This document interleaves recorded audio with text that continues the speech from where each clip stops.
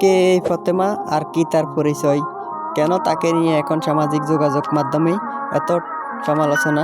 চলুন জানা যাক। ফাতেমা বেগম অনেক বছর আগে গৃহ পরিচালিকা হিসাবে খালেদা জিয়ার সঙ্গে কাজ শুরু করেছিলেন, কিন্তু সময়ের পরিক্রমায় সেই পরিচয় মুছে গিয়ে তিনি হয়ে উঠেছিলেন নেত্রীর নির্ভরতার মুক্তির প্রতীক। সুসময়ে অনেককেই ফাঁসে পাওয়া যায়, কিন্তু ফাতেমা ছিলেন সেই বিরল মানুষ যিনি দূর সময়েও এক মুহূর্তের জন্য নেত্রীর হাত ছাড়েনি।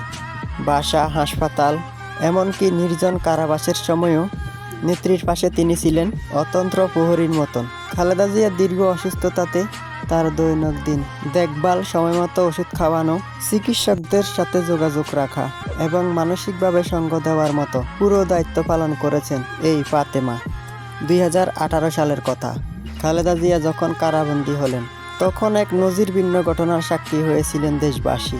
আদালতের বিশেষ অনুমতি নিয়ে ফাতেমা বেগমও সেই ইচ্ছায় কারাবরণ করেছিলেন, শুধুমাত্র তার প্রিয় ম্যাডামকে সেবা করার জন্য।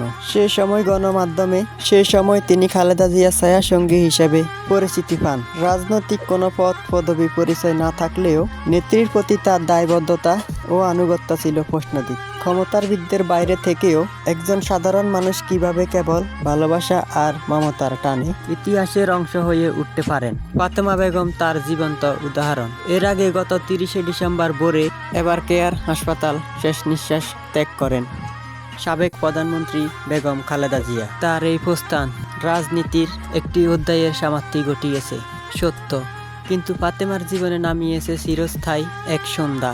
নেত্রীর স্মৃতি ও দায়িত্ববোধ তাকে এখনো তাড়িয়ে বেড়াচ্ছে। পৃথিবীর ইতিহাসে বিশ্বস্ততার অনেক গল্প লেখা আছে, কিন্তু ফাতেমা বেগমের নিঃস্বার্থ ত্যাগের গল্পটি লেখা থাকবে হৃদয়ের এক বিশেষ কোণে, যেখানে রাজনীতি নয়, মানবতাই প্রধান। বোন ফাতেমাকে দেখে এটাই বোঝা যায় যে সবসময় মানুষ নিজের স্বার্থের জন্য মানুষের সাথে চলে না।